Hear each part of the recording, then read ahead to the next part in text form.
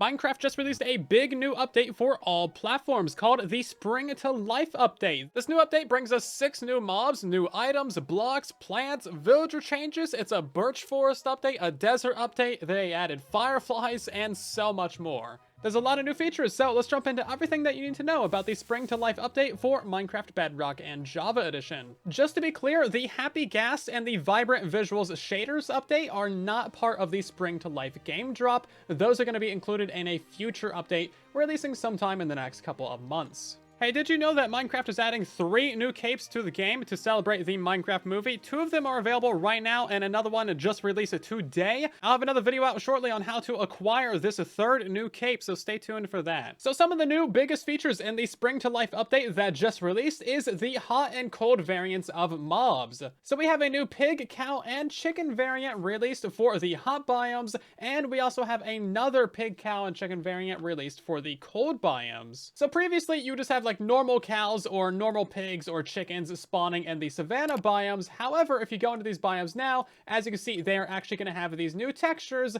and they look pretty good, actually. These guys are fantastic. Look at the horns on it. They're so good. So the same thing applies to the cold biomes. Previously, you just had these regular mobs spawning there. The cute old classic pig would spawn there, but now if you're in a cold taiga or something like that, then you're going to get these lovely new variants of the cold mobs. The woolly cow is my favorite. I mean, look at those horns. It's great. He's got like a little wool on him. Now, the chicken is also kind of a cool dude as well. If you want a full breakdown of where all these new mobs spawn, here is the biome list for you. So all of these mobs are basically identical to the standard vanilla variant, like this regular pig right here. There's not really any actual difference that you'll notice between them, except when it comes to the chickens. So there's now 3 different variants of eggs in Minecraft. There's regular eggs from regular chickens. There is the blue eggs from the cold chickens and brown eggs from the hot chickens. And honestly, the textures look pretty good. I like these a lot, actually. So these eggs will always hatch the type of chicken that they were laid from. So regular eggs will always lay the regular chickens, no matter what biome or where you're at.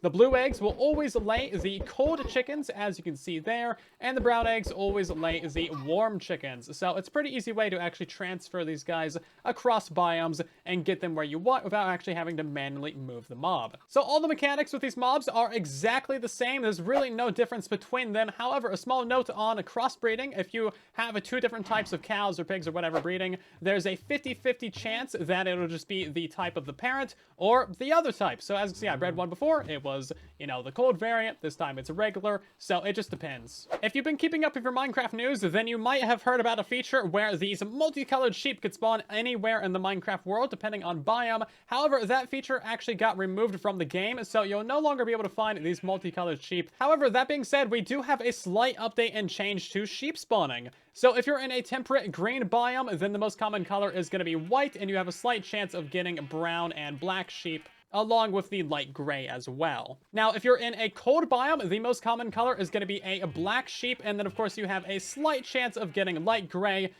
and I think there's also another one. Yeah, so brown as well. So it's still going to be a little bit of variant, but now it is more dependent on a biome. Now, if you're in a hot biome, the most common color is going to be brown, but of course you have a small chance of getting black, gray, white, or light gray. So basically all the standard vanilla colors of sheep that we had before, they're still around. They can still spawn anywhere, but the weights are slightly adjusted depending on what biome you're looking at. Now, of course, there is still a super rare chance for the pink sheep to spawn in any biome that you can find a sheep in, so these guys have not been changed. They're still just as rare. A little bit of an Easter egg in the new update is that they changed the texture of mushrooms. Do you notice a difference? Well, the eyes are actually slightly different. They're no longer so beady and staring directly into your souls, so they have just a tiniest little bit of pupils. There's also been quite a bit of updating to the shading on these mobs, so they look a lot more high quality now, and they're just a good looking mushroom, actually. And did you know there's actually a custom unique sound specifically for when you convert a mushroom into a brown mushroom? Listen to this.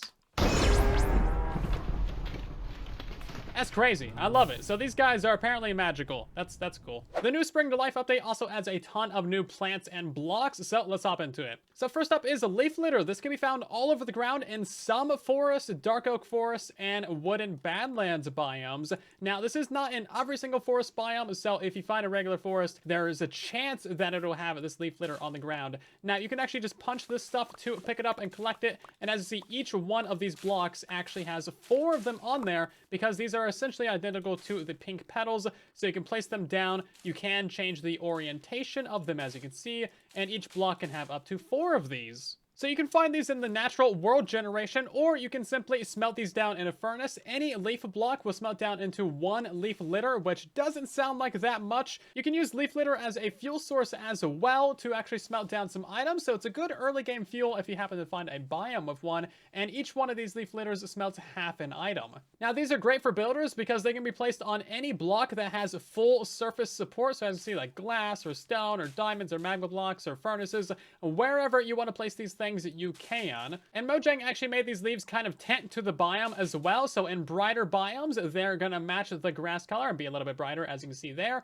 and then in the dark oak forest where the ground is darker, as you can see, the leaves have a darker color to them to help them blend into the biome a bit more. This means that you can build with these leaves in any biome that you want, and they'll actually match the ground color. We also got a bit of a birch forest update in the spring drop. So as you can see, they've added wildflowers to birch forest and also to the meadows biome. So these are basically identical to the leaf litter and the pink petals. If you punch these, they pop off. You can have up to 4 of these in a single block. You can change the orientations of them, and overall, just pretty good all around. Now, if you want to get a lot more of these, all you have to do is simply bone meal them. That's going to fill up the block with all 4 of the petals first, and then every bone meal after that is going to give you 1 of these. So incredibly easy to farm. And of course, you can turn these into dye. It's going to give you yellow dye. There's actually a new plant on screen right here. Can you notice it? Well, it's the bush block. This lovely little thing right here. It's pretty similar to grass, but of course it is completely filled in with all the pixels,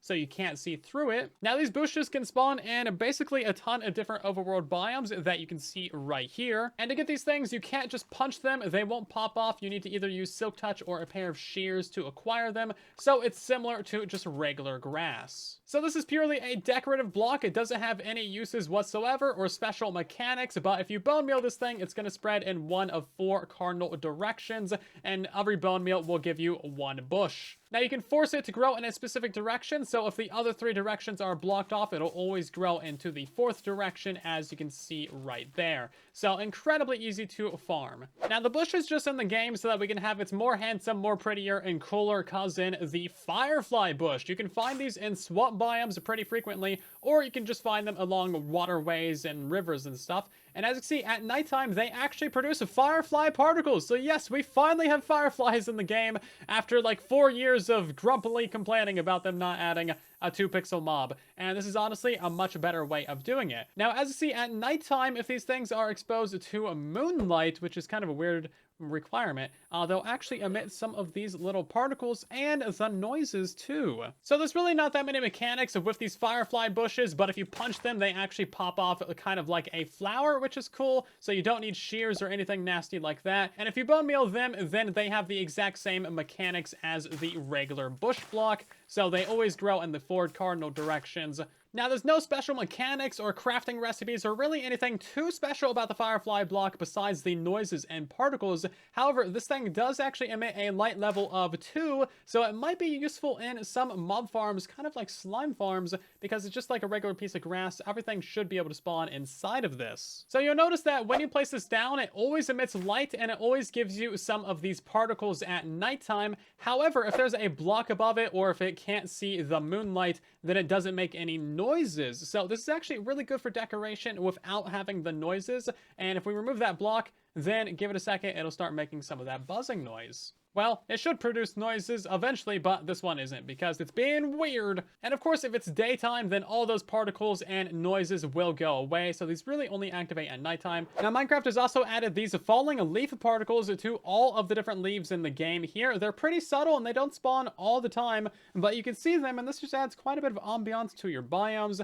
And these do apply to player-placed leaves. So if you want these in your base or whatever, just place down some leaves and they'll start falling. Minecraft's new Spring to Life update is also a mini desert update introducing new plants, mechanics, and even the ability for camels to spawn. So you heard that right, camels can now naturally spawn in the desert, which is fantastic. Previously, you could only find these guys in the desert villages and just a single one of them, but now they're a renewable mob that you can find in any desert in the world. They also added ambient desert sounds to the desert and mesa biome. These are kind of like eerie sand swishing sounds, and there's quite a bit of variety of these. So cactus flowers have finally been added to the game. They are looking pretty good. You can place these down on any block that you want, and of course you can craft them down into pink dye. However, the mechanics for growing these is a little bit interesting. So a layer 1 or a layer 2 cactus has a 10% chance of generating a flower on top of it, or, you know, a 90% chance of just growing up another layer of cactus. Now, a cactus that grows to be 3 blocks tall, so from 2 to 3, then has a 25% chance of giving you a cactus flower on top of it. However, if it fails to grow that flower, or if you harvested that flower, it'll never grow a flower again. So if you're trying to set up a cactus flower farm, then you need to use pretty much just like a layer 1 cactus. Now, of course, these items are not immune to dying on cactus, so that is something to worry about. And importantly, these flowers will not grow up if a cactus would grow up and die there. So, for example, like this cactus would grow up and get broken off by that wall, so a flower can never grow right here. This means that it's not going to break the last 15 years of cactus technology. So farming these is going to be quite interesting, and I have a couple concepts. I'll have a tutorial out for this sometime. Let me know when you want to see it. And of course, to collect these things, you just punch them with your fist because they are a flower. And of course, if you do that while it's on top of a cactus, well, there's a good chance it's just going to get deleted. Now, you probably also noticed this short and tall dry grass that is throughout these desert biomes. You can find this in the desert or in the mesa, and this is pretty similar to the bush blocks, actually. So to harvest this, you need shears. You can bone meal this, and it'll grow up from the short version to the tall version. Of course, the tall version is still only a block tall, and then if you bone meal this again, it will spread out in the cardinal directions, and that'll actually give you, you know, some more of this stuff. Now, as you see, the small one is very hidden sometimes. There is actually one right there. Almost didn't notice it. So there's quite a bit of variety to how these things actually look. They're not all exactly the same. So you can find this tall and short dry grass throughout the mesa and the desert biomes. Now, the interesting thing is that sheep can actually eat these blocks directly and regrow their wool that way. You can't feed them to them, and you can't breed sheep using these items. However, they will actually eat the block itself, which is crazy. The Spring to Life update adds some big changes to cartographer villagers. This is actually from the experimental villager rebalance that Mojang was trying out. However, this is now in the full game. So these cartographers can now sell 7 different maps to all the different villages in your Minecraft world. So this guy sells a taiga village map, and this guy over here sells a desert village map and a plains village map. So when you open these up, it's going to take you to the type of village that it says on the tin, and this is a great way to help you find your way around the Minecraft world. And of course, they can still sell you other maps like to trial chambers or guardian temples or woodland mansions or whatever the case may be. Now, the wandering trader has also had some big updates as well. So now this guy can actually buy a couple of different items from you for some emeralds.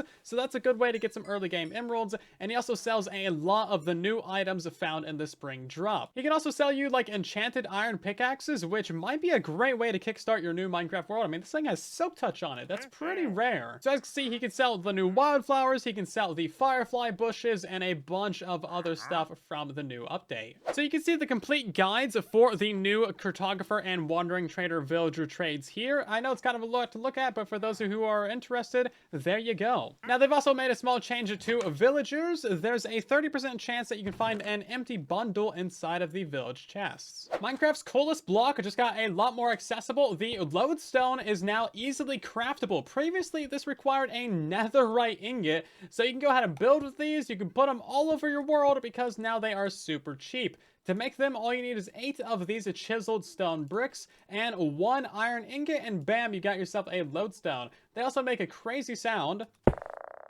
which is really fun. And if you click on these using a compass, that is going to magnetize the compass, and now this compass is always going to point directly at that lodestone, no matter where you're at in that dimension. So you can easily put one of these down at your Minecraft base and never get lost again. A great change for creative players, Mojang has actually retextured every spawn egg in the game to look like the mob that it spawns now. Previously, these were all basically identical looking, but as you can see, they actually have some really cute little textures. I mean, look at the bee or the the lay and the axolotl. These things are super cute, and you should be able to know exactly what mob these guys spawn just by looking at them. Obviously, the pigman is like clearly the best texture here, but I'm not biased or anything like that. Now, Minecraft has also added 6 new types of wolf noises to Minecraft, so now whenever you tame a wolf, it's going to have a 1 in 7 chance of becoming either the classic sounds or the 6 new types of sounds added.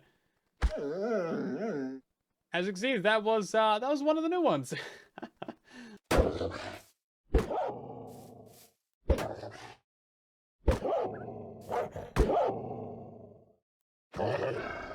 So obviously there's a ton of these different sounds. I can't go through them all, but you'll just have to experiment and see which ones you find in the game, really. And also, it doesn't matter what texture your dog is, it's just going to get a random sampling of sounds whenever it is tamed. Now, any existing dogs that are already in your world should just have the old sounds already baked in. There's also a few interesting bug fixes for Bedrock Edition, so let's hop into those real quick. So first of all, your immortal mobs that you might have had from older updates are not actually going to be getting deleted. They've kind of gone back and forth on this. They said they were going to get deleted, but now they've said they're not, and we'll see what happens in the future, basically. There's been a nice bug fix to the pickles in Minecraft. They'll now be able to be placed on any block that offers center support, so as you see, you can put them on walls, or you can even put them on fences. Now, the nice thing about this is you can also put them on glass panes, so if you really wanted to, you can go out and place down like some glass panes in your water to have like little reeds or something like that. I've seen quite a few people do that. I have some fantastic news for you guys regarding beacons. You can now see them from any height in the Minecraft world. This beacon right here is actually all the way down at Bedrock layer. You can't even see the beacon itself. It's all the way down there. So previously, these things would unrender if they were more than like 60 blocks below you or above you. But as you see, now we can go all the way up to world height, and this beacon beam is still visible. However, if you get more than 60 blocks away from it horizontally, well, then it still completely unrenders because beacons are still pretty bad on Bedrock Edition, let's be real. Donkeys can now spawn in the Savannah biome as well now, so, that's a thing. If you guys play on multiplayer a lot, then you'll probably recognize this bug where you go ahead and mine a shulker box and then it just disappears from your inventory and you just have like an invisible shulker box right there. Like you wouldn't be able to place an item on that slot. That bug has actually been fixed, so it shouldn't happen anymore. Previously, you had to relog the game to make that shulker box show up, but not anymore. Good things are happening on Bedrock Edition, guys. Hey, this is something that you should probably be aware of. If you log out of the game, it's no longer going to reset your falling momentum, so you can't save yourself that way to actually save yourself from like falling off a cliff or something. If we log back in, we're just gonna splat immediately because, well, you tried to cheat the game, and what did you learn from that? You learned that I did not set my spawn over there, and I have no idea where I'm at, actually. And that's everything new for the 121 Spring to Life update. Keep your eyes peeled for more tutorials on the new farms coming soon. Thank you for watching, and make sure to subscribe.